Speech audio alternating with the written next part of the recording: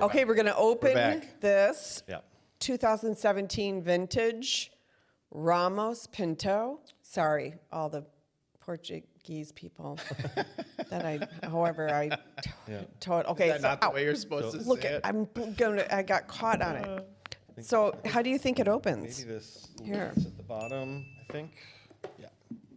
Oh my god. Oh my God, I would have been shaking that thing the wrong It was way. like, in the end, so easy. Look at it. So Tell us about yeah, this so while I open I it. was just in Porto, Portugal, which was phenomenal, and didn't get to spend nearly enough time there. It's a beautiful, beautiful city. Although you and, did get to spend one more day, right? In Lisbon. Oh, Lisbon, Yeah. okay. I'm kind of a wine guy, but I don't know a whole lot about port and Portuguese wines, and so it was really kind of a fascinating experience to be there. And one of the things I didn't realize was that there's really sort of two different types of port. What I think most of us experience here in the United States is the tawny port. Yeah, Yep. right. Yeah.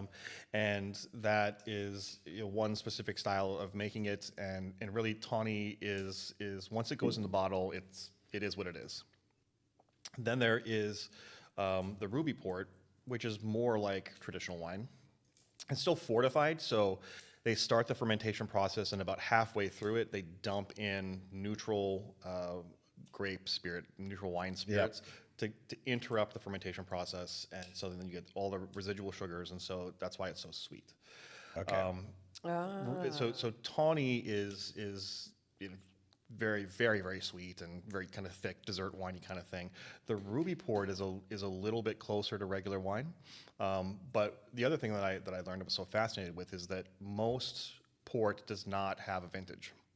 Only the most exceptional years will have a vintage, and that's Really? that's only going to be it's only going to be So they don't bother with the vintage for some reason?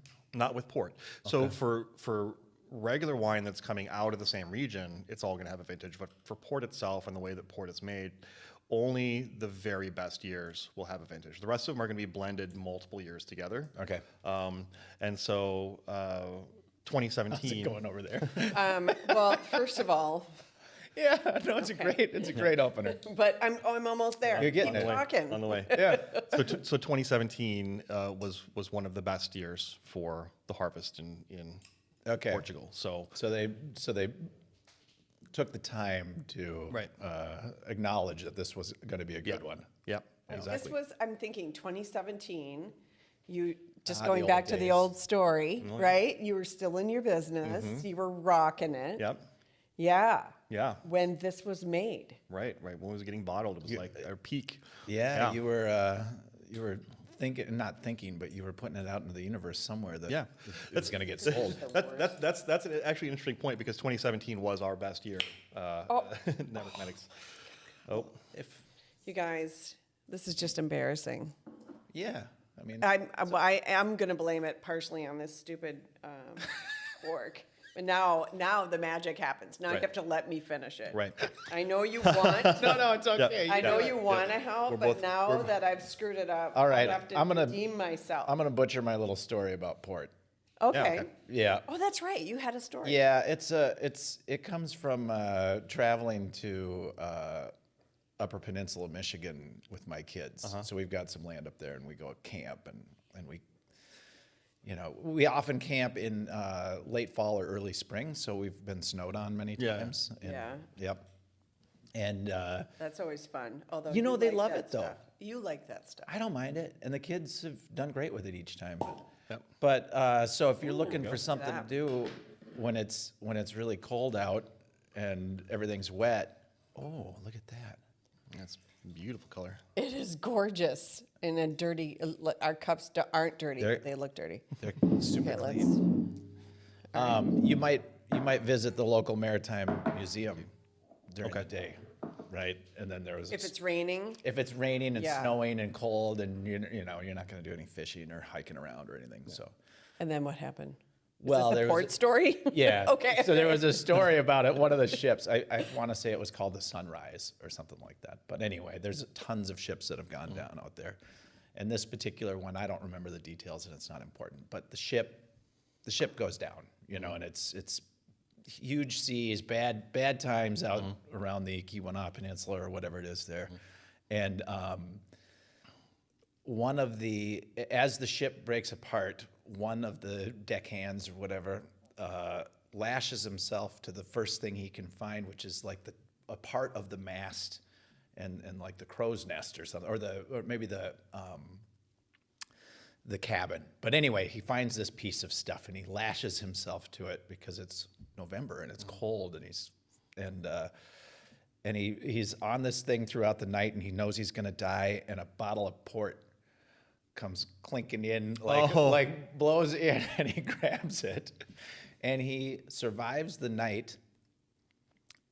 He credits the port for keeping him alive through the night, and somehow or other gets blown to shore, crawls like 3 miles through the on his hands and knees because he's dying, and gets saved, and he's the sole survivor of that. Wow. But it's all because of port, according to him. Wow. Okay, in that honor of that, let's try it. It's a gorgeous color. It is.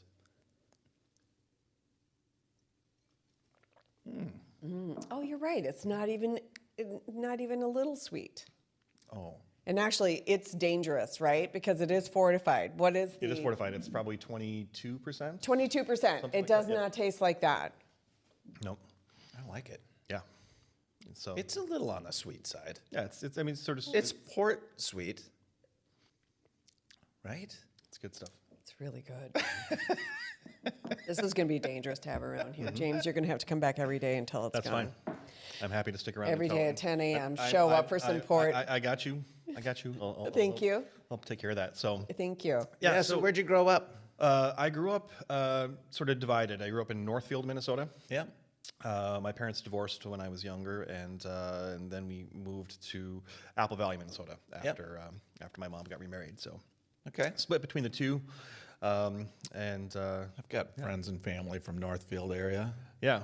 I'm born and raised Minnesota boy. I went to college here. I went to Gustavus Adolphus College in St. Peter. Yep. And so yeah, My I've son's looking at Gustavus. been good. Yeah. Good. Yeah. I encourage him to go. But, Yeah.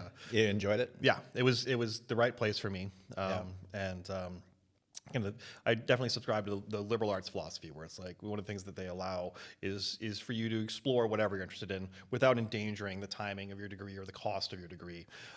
So I was doing choir and theater, and I was doing political science and all this other kind of stuff. All sorts of different things.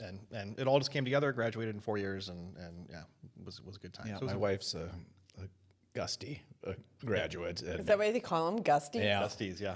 Oh, how cute. she's not like, she doesn't identify with it that much. That was a long time ago, and Yeah. it's not really her. Like some of the Gusties are pretty serious Gusties. Yeah. Some more. And I stay engaged. I make sure that I do annual giving towards scholarships at Gustavus, because that was the only way that I was able to go. Yep. I got accepted to Gustavus, and my mom said, nope, you're not going. That is way over budget. Can't afford it. Yeah, and so I was able to secure scholarships that were private, and so so now it's important to me to make sure that I continue to support that for other students. I love that. I take a mentor or a mentee. I'm a mentor. I take a mentee. Yeah. Most years, and just try to help a student there figure out what's next, and sort of impart whatever experience I have that's relevant. So I say engaged to a certain extent, but I'm not one of the ones that's like You're not wearing a dressed up at homecoming or anything like that. Right. Yeah, there are those people, Yeah. Did you go to homecoming this year? No. Oh. Yeah. Yeah, I didn't. Yeah. And my alma mater either. Yeah, what is it? It's like the worst time to go. I don't know why. Like, you go to I'll school? go. I went to Stout, Oh, UW yeah, Stout. That's right. I was like one of those. I went to Hillmurray High School Yeah. in Maplewood, Minnesota, and I was. I know this is gonna come to a surprise to you, but I was a huge rebel in high school. Oh, really? Yeah. Yeah. And I refused to take standardized tests. Oh. And for some reason, I said, well, if they're not gonna let me in without taking a test, then I don't want to go there. Yeah. So there were very few colleges that would let me in. Stout's like, we'll let anyone in. They're like, let her in. Let her in. Good old Stout. Yeah, that's right. Okay, now what? We got to catch up with so now you. we gotta catch Okay. up. So now I have gone into my sabbatical. We are in high COVID, and COVID. I was speaking to my mother. She lives in Las Vegas now, complaining about the fact that I couldn't get on my flight. I was going to say, lamenting about not being in Yeah. Japan. And I hear a little bit of crash, and she swears, and I was like, what's going on? And she said, well, I tripped on this stupid car. And I'm like, well, what are you talking about? He said, well, your stepdad's stupid convertible. He never drives it, like, I don't even know why it's here. I was like, don't speak ill of that car. She's beautiful. I love her. And she's like, what are you talking about? So she said, hold on. And I heard it, and it was kind of like, Peanuts, where you hear like, Wah, wah, wah, Oh, wah, yeah. wah. yeah. And she comes back, she says, okay, all right, your dad doesn't drive it anymore. So if you want to come get it and you're going to use it, come get it. So This all happened on a conversation on the phone. Oh Yeah. my gosh. Yeah. yeah. What was it? What is it? It's a 2001 BMW 330 Ci, convertible, black with a red interior. It's a beautiful, beautiful car. Beautiful. And he never let me drive it. And he made it very clear that he was never going to let me drive it. So, And then in one swift conversation, it's yours. yes. So during how high things COVID, change. My, how things yeah, change. I go find some N95s, get on a plane, and fly out to Las Vegas, pick up the convertible, and instead of kind of Was it you and like 3 people? no, it's just me solo by myself. No, but on the flight. Oh, no, it was During full. high COVID, was it full? It was full because there were very few flights. Oh, that's It was funny. very full. It was kind of I frightening. wondered what flying was Yeah, like during yeah. that time. It was terrifying. Yeah. Because you thought everybody was trying to kill you. But, Yeah. Yeah. yeah. So here I've got a new convertible, a new old convertible, and plenty of time and a little bit of money. And so instead of kind of going on an adventure around Asia, I went on an adventure around the United States. So I drove Well, that's fun. convertible up to visit my cousin up in Washington State. Really, the only things that were open were national parks. So I was just popping in national park. I had an inflatable kayak that I carried in the trunk. Yeah. And so I would just go pop into whatever body of water was there, kind of paddle around, look at things, and I drove that convertible from Las Vegas to Washington State, down to Key West. Where in Washington? Up near Tacoma. Yeah. They live in one of the side cities there. But Little yeah. suburb. Yeah. Yeah. Tacoma. Okay. Yeah. Did you go up around the Olympic Peninsula or anything like that? Yep. Oh, yeah. fun. Drove all over the place, everywhere I Yeah. could. And it was kind of crazy because the fires were all happening in California. Oh. So at a certain point, I started getting pushed east. So I remember I was in Walla Walla, Washington, again, going to visit vineyards and that kind of stuff, because a lot of those were still open. And I remember getting up in Did the you go to morning. Dusted Valley?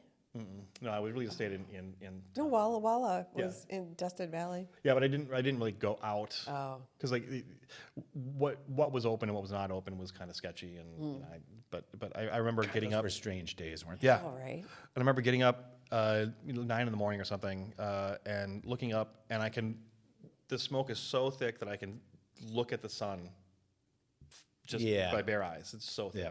And I was like, okay, I got to go east. And so I started driving east, and then eventually went down to Key West, and a friend of mine was having a birthday party. Wait a minute. We're in Washington. Yeah, I mean, We're you hanging didn't out in just go Tacoma. east. And then eventually, Yeah. I mean, Yep. you went way east. Yeah, as far east as I could go. Yeah. Yeah. So a friend of mine was having her birthday party down in Key West because there's no rules in Florida. Yeah. So we did her 40th birthday down there, and And did that feel weird too? yeah, just to have like a gathering of people. Yeah. Even though like everybody was fine and everybody had taken tests and all that kind of stuff. It was just a very I'm weird still time. not sure I'm like fully comfortable being in crowds. Yeah. In an odd way. Yeah. Like something changed in me during that. I don't care about crowds from a COVID point of view, but I'm No. afraid someone's going to shoot me No. because I'm a true crime sort of no. person. And it's not that I'm concerned about COVID. It's just I've never liked crowds that much anyway. But then spending those several What do you years do away when from all them. your fans are around you and wanting to get a photo? Mobbing me. What do you do in those moments? Oh, it's so uncomfortable. I have a real hard time with the fame.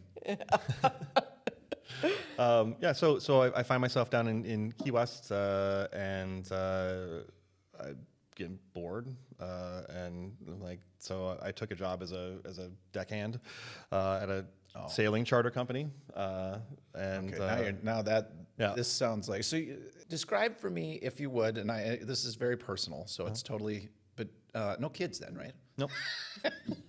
Nope. It's not really all that Just a personal. guess. I mean, Yep. Nope. Just a guess. No spouse of any sort. No. That because to be able to do this Right. requires a certain amount of freedom. You're right. Correct. Right. And, Yeah, and I found myself in the place of total freedom. Right. Yeah. Like I had the time with a convertible. and at the time of money and a little bit of and money, the ride. You and could have convertible, written a and book. no strings. Yeah. Yeah. So. Jeez Louise. So that was great. And then when I was hanging out on the sailboats, and I really knew nothing. I had to really talk my way into getting hired by this place because I had no experience at all. But then I get a call from the company that bought mine, and they said, "Hey, we're restructuring our leadership. We're looking for a director of corporate development. Are you interested?" And I was like, actually, yes, this is, M&A is a space that I'm very interested in.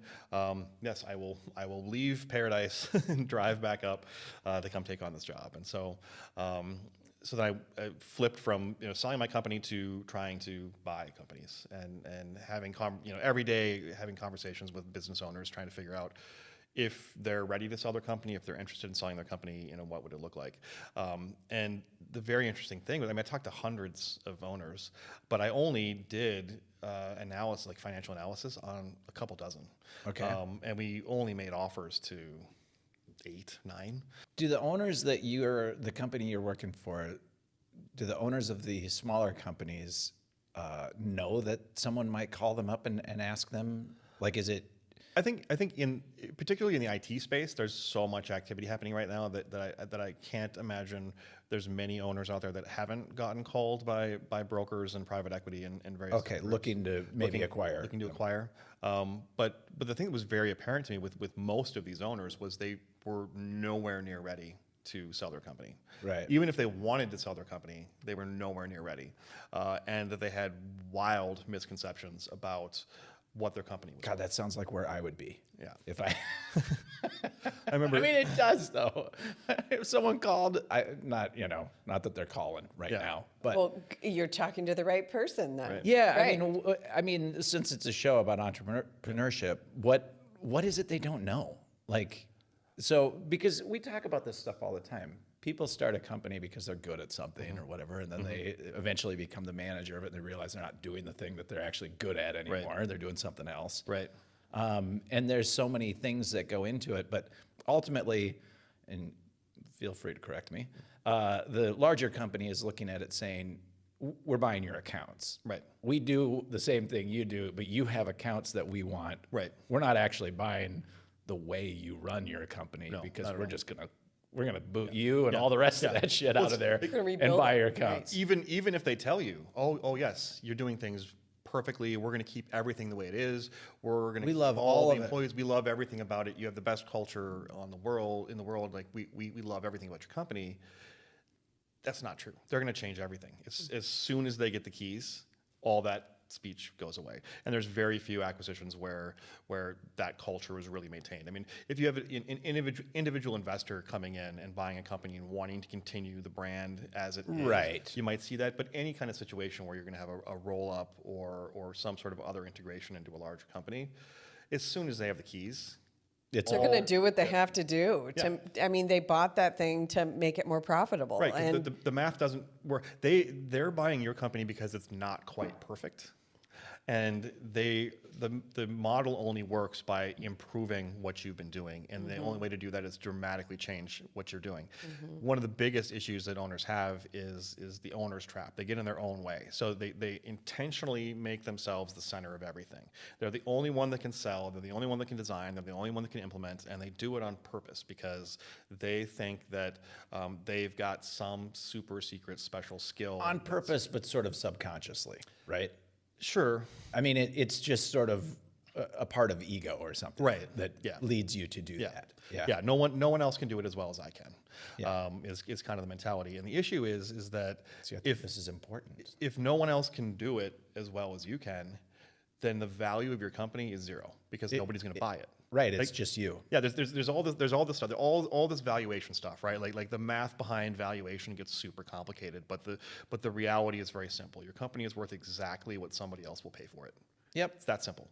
So so owners will they'll make themselves the center of everything, and so they're not extractable from the company. So that they get mad about the fact that they have to become a manager and they're not doing the work that they love anymore. But that step out into management and step out into leadership is essential if selling the company is part of your journey.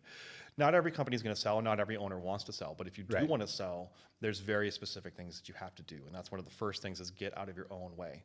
Hire people that are smarter than you, hire people that can do the work better than you, that want to be employees, that don't have aspirations to be owners.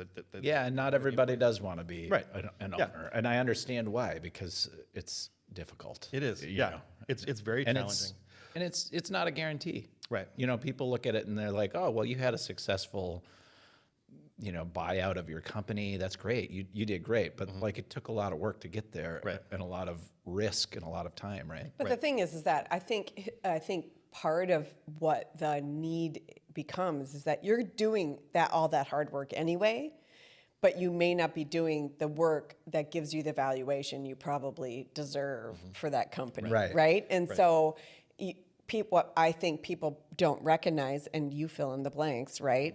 Because I know we're going to tee up what you're doing now, that people think that they've worked so hard, but then they haven't got the valuation because they don't really understand what it is they have to have. So as opposed to it being about them, they have to have systems in place that actually replicate what they have. So those I'm systems, trying to learn, honestly. I'm trying to soak this stuff in because at nearly 50 years old, like I'm trying to figure out where exactly my entrepreneurial journey leads. Right. Yeah, and for many, it's just you lead the career that you want, and then you decide to retire and close up shop, and that's fine.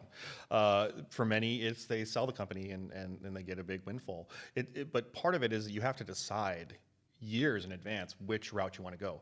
Whether you're going to pass it on to your kid, whether you're going to sell it to somebody else, whether you're just going to shut it down. These are all completely valid approaches to how you're going to handle it. Right. There is no right or wrong. Right. Yep. this is what you're doing now, right? Right. Yeah. Okay. Yeah. So Okay. tell us how this now. Then, so you came from Paradise Yep. as a deckhand into this corporate position, You and then you regret decided. leaving? Had a brief stint as the director of corporate development, and then along the way, the new CEO said, you know what, I don't think I want to be doing. They hired a new CEO. He said, I don't think I want to be doing any more acquisitions. I think I want to focus on integrating the acquisitions we've already done, and so it was time for me to move on. Yep. Took on another role that we'll skip past that and. To the point where I was at a conference and I was talking to a really nice guy who owns an IT company.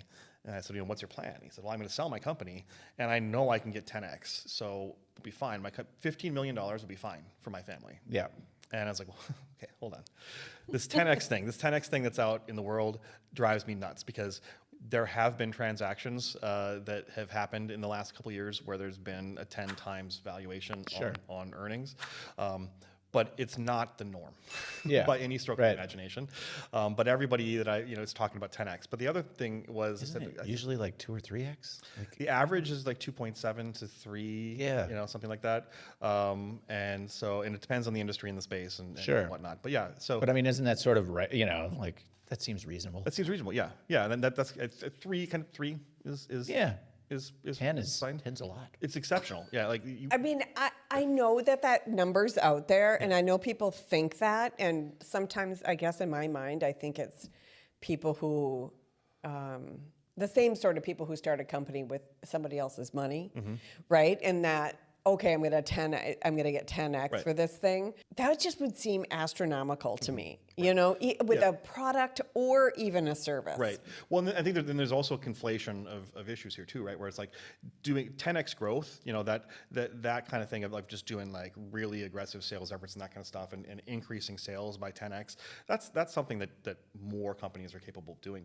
But 10x sales growth does not result in 10x value growth. Right. Because the infrastructure required to support 10x 10x sales is going to decrease the profitability of the organization in most cases. And so while you'll see, some linear growth in the bottom line, it's not exponential. Yeah, So, right. So you're doing this now, right? You're helping people Yeah. get their companies to, what's the name of your company? So there's sort of two things that are happening right now. So I started another company called TEHL Advisors, TEHL, and TEHL stands for the Eagle Has Landed, because I'm a big nerd and because starting a company and growing it to the point where you sell it is kind of like a moonshot.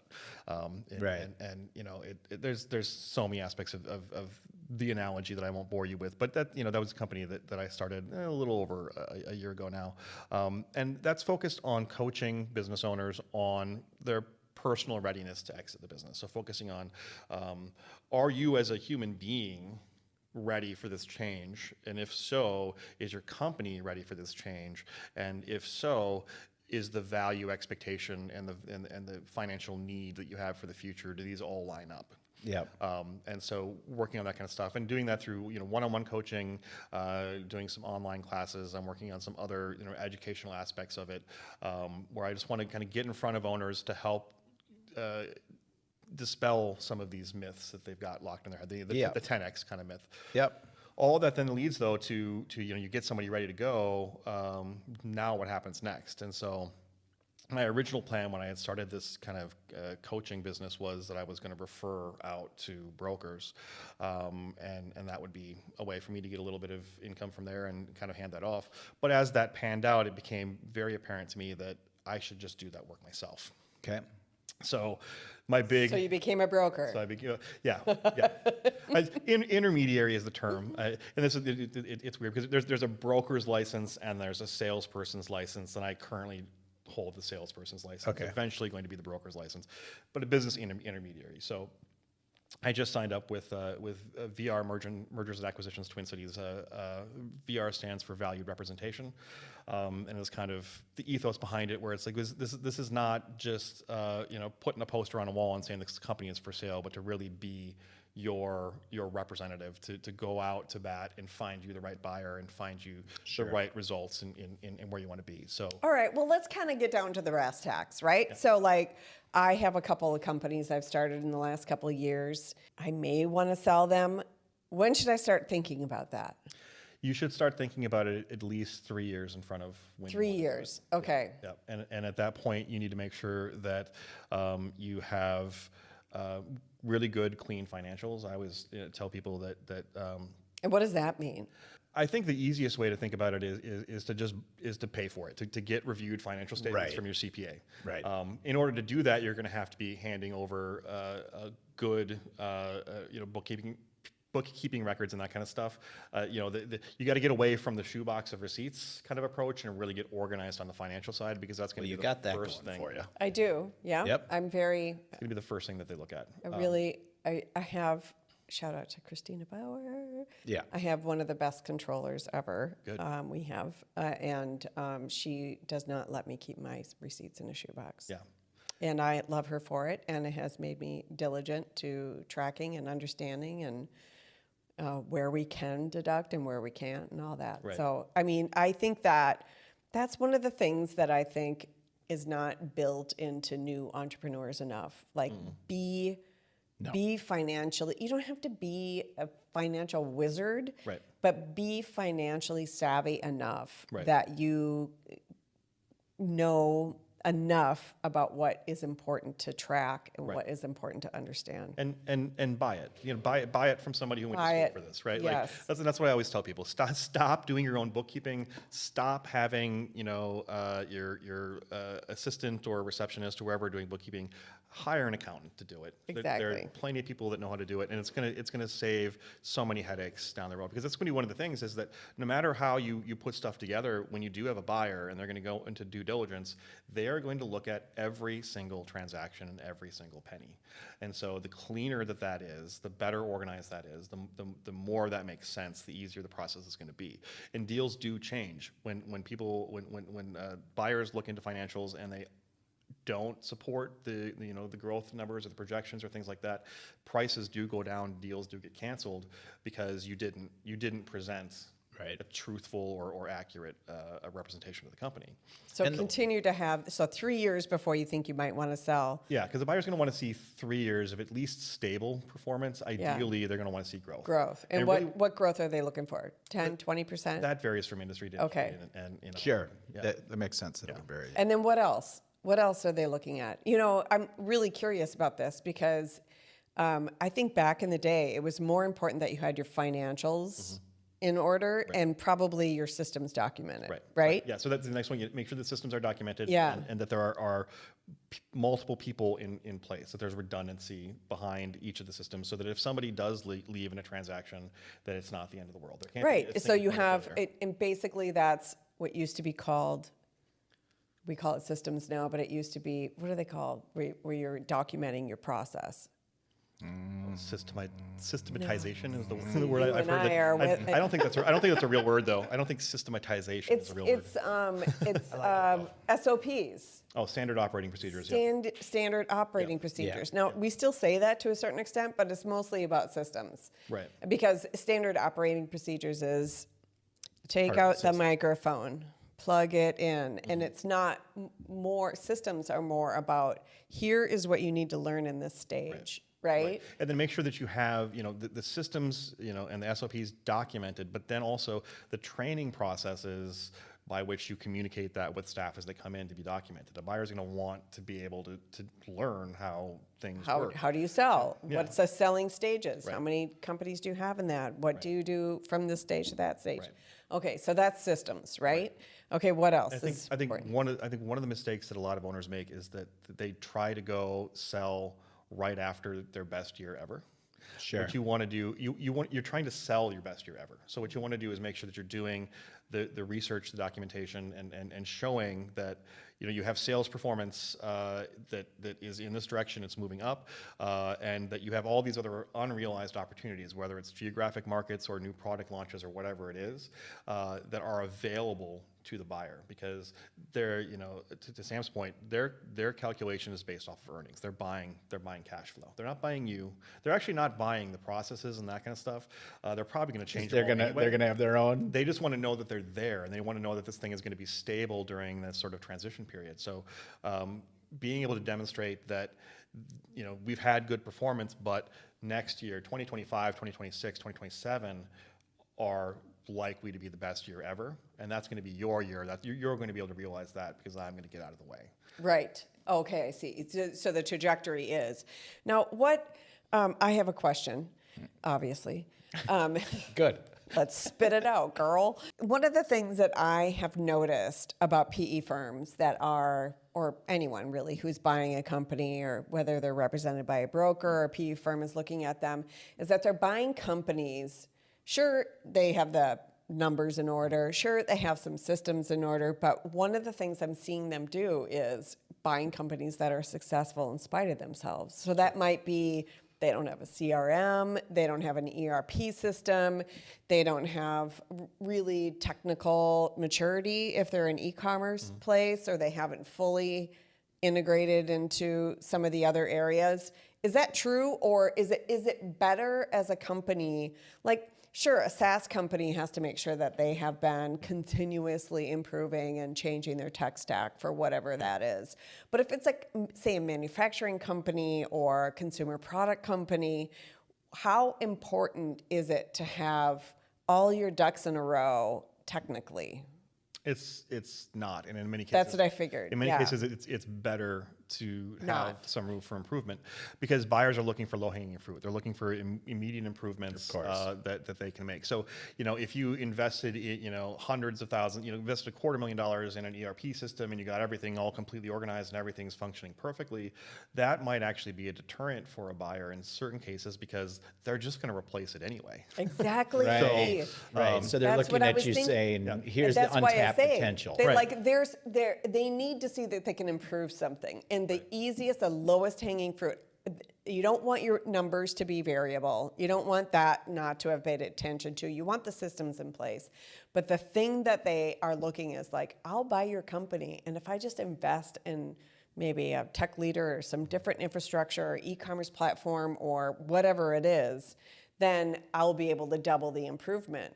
Right. And because they think that they can do that better. Right. Yeah. They want to professionalize the company. And, Yeah. and they're looking for quick, inexpensive opportunities to see. I love this message. I think this message is super important. I know, Good. right? I No, get no, it's excited. Because we think we have to have everything in order. And I think you have said, what I heard you say is that your numbers and your systems, those two things are the things that mainly need to be in order. They need to be in order. Else? And then like we talked about earlier, the owner has to be severable. They have to be removable Right. from the company, and they have Sure. to be removable in most cases quickly. There's certain transactions where they want the owner to stick around for substantially longer lengths of time. Particularly in things that involve design or intellectual property. That's Right. It's Creative Right. things. Yep. Right. But at the same time, it's like you have to think about this personally, and this is what I try to help people with. People understand. It's like, what do you want to do? Because if you want to drive to Key West and go play around with sailboats, Yeah. that's not conducive with sticking behind and helping the company out. And I think the other thing that I try to help people with is this is a very emotional thing. There's going to be some Leaving a strong company feelings that you Yeah. built. built. Yeah. It's No your doubt. baby. Yeah, No doubt. You got to kind of steel yourself up for that. And you, just like any time there's loss in your life, like you have to feel it and accept it and move through it. But be prepared for that. And Yep. it's just a reality, because this has been a significant part of your life for many owners. Many owners have only had one company, and they've been doing it for 20 or 30 years. It's all they know, and it's all that they have. And so they get to the finish line. Their identity is tied up Right. in it entirely. And then it just It's all other people know of that them. founder syndrome too, right? So it's like I know what made me successful. I know what made this company successful. I know that. You probably felt that way, right? I know that. And then someone else takes it over and they do everything different than that, and Right. they've asked you to stay on to help them. And it's like, oh, how am I helping you now? Because you're doing everything the opposite of what Yep. I'm saying. Yeah. And is it better to have someone in your company that you have really kind of turned over the operations to, because they don't have that same thing, right? They maybe are new, or they've risen up through the ranks, but they're not the founder. They're not as emotionally attached. I think that's critical. And I think, again, we were talking about earlier, not everybody wants to be an owner. So finding that key employee who really just loves the company, they love the job, they love the work, and getting them to have as much responsibility as you can is important. But then still having some redundancies in the systems and the people and everything to make sure that there's no one single point of failure. But yeah, offloading that as much as possible. And that's one of the things I always talk to people about is, can you take a 1-month vacation without your laptop? Right. It's a really good test. Because you should, if you are really severable from your company, then you should be able to disappear for a month and come back, and everything is just fine, maybe even better than when you left it. I have a ways to go in all my companies. It's hard. It's hard, and we were talking about this, earlier. I have been on the beach with the laptop. I remember I had to set up rules with the first time I did that. I remember sitting at the beach or the pool with a laptop because I didn't set any boundaries with my team. Second time I went and did that, I had to say I will be available between 10 a.m. and noon Central Time. And other than that, you will not be able to reach me. And eventually kind of got to that point. In all fairness, I don't know that I ever achieved that in my own business, but it's a really good test for yourself. Is if you can do that, if you can do 4 weeks or 8 weeks or 12 weeks, you're in pretty good shape. Yeah.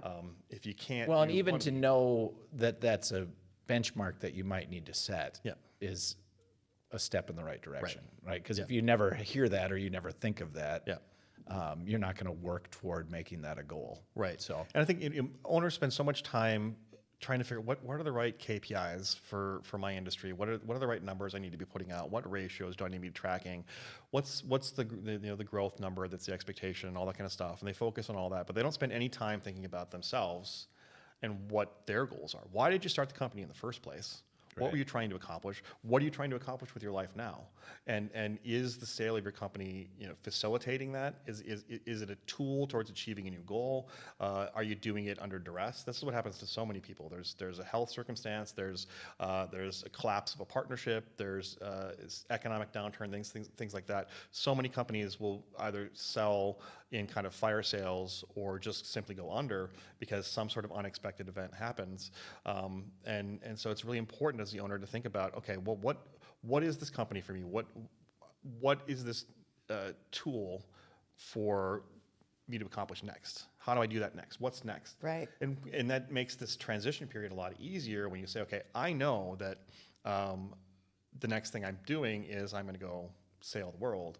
Right. And so the sale of this company is not the loss of my life's work, but it is the launching pad for me to move into this next phase. That was the Fulfillment phase. of a goal. Right. Yeah. Super impressive to understand this. I think Yeah. because I think people do think they go It's into. like forcing me to think about it in real Well, I mean, time. it forces any entrepreneur to think about it in the sense that, okay, so you're doing it, maybe you're doing it because you love it. Right. Right. And surprise, it pays the bills. And then you're thinking, once it starts paying the bills, well, what can I sell this for? Right. And then what does that mean to me? And what do I want to do? It's a bit like a good wealth advisor would do. Like, what is it your ultimate goal is? Right. Right. Right. Well, Right? and to that end, for many entrepreneurs, their company is their single most valuable asset. It's undiversified, single most valuable asset. And for many owners, that is their retirement plan. And they're like, well, I know I can sell my company for $15 million and that'll be fine. Without the understanding that the company's not worth anywhere near $15 million. Right. And you're going to lose 40% of it to taxes and advisors and all that kind of stuff along the way. Yep. And so, if your retirement plan is just this one illiquid asset, that's a problem. Right. And you need to start thinking about it in advance, and start planning for how you're going to handle that, and have a realistic understanding of what it's really going to be, because that's the other thing that I see so frequently is that owners, the value they expect for their company is imaginary. They just pluck it from the air. It's either what they want it to be, or think they need it to be, or they heard that Fred down the street sold their business for this much or whatever. Why is that? It's probably because the idea of getting a valuation, that's expensive, right? Is there a less expensive option? Sure. I mean, there's plenty of people, and I have tools that I'll use that will give kind of an estimate of value. A rough idea. That's that'll give you a range based off of previous transactions in the field, and give you kind of an idea of what's realistic. It's really not always helpful to go get a formal valuation for purposes other than buy-sell agreements or buyouts or things like that is when that kind of makes sense. But as you're looking at planning for the future, an estimate's going to be good enough. I would think it's so. like Yeah. comps on your house or something, Right. Like Right. you're just looking for something comparable. Right. Yeah. Just have an idea, because at the end of the day, your company is worth what somebody else will pay for it. So Yeah. all that work doesn't matter. Doesn't matter. Until somebody wants to buy the company. Yeah. So. And really, when you think about like even disruptions, which it seems like we have a lot more as of late than anything in the economy, like how seem like it? Yeah, because it's like even like look at Zoom, right? Zoom is this like little like company. I guess they weren't that little, but they were kind of little, and then COVID made Yeah. them huge. Right. Yeah. And who would have predicted that? Right. Nobody, right? Yeah. I mean, it wasn't super popular initially because people prefer to sit in the same room. Right. Yeah. Most people do. Well, and also people were old school in companies. They didn't think they could run Skype without. was around forever before that. Yeah. Right. Look, we all knew we could do video. Right. But who knew This that? is so fascinating. Yeah. How do you get clients? Again, kind of the same as before. It's the slog. It's Yeah, you just get to know people in the go meet network. people, network, ask for referrals, make phone calls. Just it's standard business. Go on development. podcasts. Go on podcasts. Go on podcasts. That Oh, what a helps. good idea. Yep. What about that idea? Yep. Okay. Start one.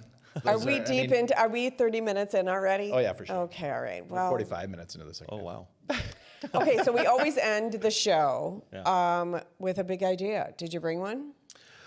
I don't know how big it is, but I think a lot of what I've been trying to focus on is really trying to find ways to educate owners that are really busy and don't have time to be thinking about all the things that we were just talking about. So kind of the idea that I've been noodling on is kind of like an inverse incubator, where you're getting people together, not to grow their companies and blow them up to size, but to get them together and It's like an outcubator. out. Get it?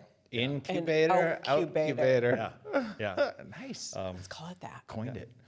You can get all kinds of people from different industries and different backgrounds that are thinking about what happens next, and sort of have them team up and combine resources. I love that Ready to idea. go. Yeah. I really love that idea. Do you think AI is going to have an impact on your field? Sure. I mean, it's very helpful in terms of analysis of companies and Is that it? kind of thing. Yeah. Yeah. It can do things a lot faster, but at the same time, I think adoption will be slow because private equity firms and these other groups, they have the models they built, and they have the analysts that they trust, and they with the dollar amounts that they're spending, they still wanna want go a human the old- being to Right. go through it. Yeah. So So my big idea. Oh, yeah. Let's hear it. this is a twofer. Well, I don't- we're all supposed I always to share. have don't one have like today. I always have one like the transporter from Star Trek. That was Great idea. I feel Let like me we know should when it's ready. I'll we be your should first do customer. that. And then Yeah. then I think about the Fly movie where the Fly got in there and then he turned into Yeah, a Jeff partial Goldblum. fly. Yeah. Yes, that Oh, was that's- a creepy movie. Anyway. was. But I've read some articles as of late about the trajectory of AI. Because it's hard, it will be an exponential thing. So it's at Everything. Yeah. at a certain point, we really can't imagine what that means because it's a building technology. Yeah. And so, utopians would say, we will never have to work again. Right. Right? Utopians are going to say AI is going to take care of everything. Right. And we won't have to work again. Won't we that will be- just be here to love and create peace and harmony. Oh. It's beautiful, beautiful future. Isn't that a beautiful Yeah. thought? And then the other side of it is that it's going to destroy our lives and that it will take over, like the Matrix. Right? Well, that's the singularity. That's kind of the big Singularity. Yeah. Ray Kurzweil. I know. Yeah. Our pathway to I singularity. mean, we should probably wrap up the show, but what do you think? Which one, if you had to put money on it? Well, Just curious. my big idea, my thought there, I guess it's not really a big idea, but my thought there is that it's going to be completely somewhere in the middle of that, right? It's not going to be pure evil or pure utopia. Yeah. It's going to be the same as any other technology, and it's how we use it, right? How we use it. Will we use it to better lives first? I don't know. Does that make profit? Probably not. But when nuclear power was developed, right? What was the first use of it? Was it to create a nuclear power plant? I'm not sure. I don't think so. I don't think so. No. I think it was to destroy life. So Did you see Oppenheimer? I have not seen Oppenheimer. I think I did. I think most rapid technological advancements or periods of time in human history where these happen, we fuck up first. We do the wrong thing first, and then we sort of have to learn that lesson, and then we start doing the right thing with it a little bit. I don't know. That's my take on it. We will Gloomy. see. Gloomy. I'm leaning Sorry. toward the utopia. I like it. Okay, all right. I like that's it. my idea. I like utopia too. James, thanks for coming. Thanks for having me. This was a great show, and I think it's one of the shows that is. I love the way you stepped through your career, because all that storytelling really helps people see, and then to Right. end with, I'm giving back by helping people be able to do their valuation and really understand what that means. And I know our I think you gave some really solid advice. Yeah, toward the end there, absolutely. especially, yeah. Yep. Absolutely. Now the sun will come out tomorrow. Well, Will for it? some of us. It will. Gloomy. All right, James. Thank you Thanks, so James. much. You guys. Yeah.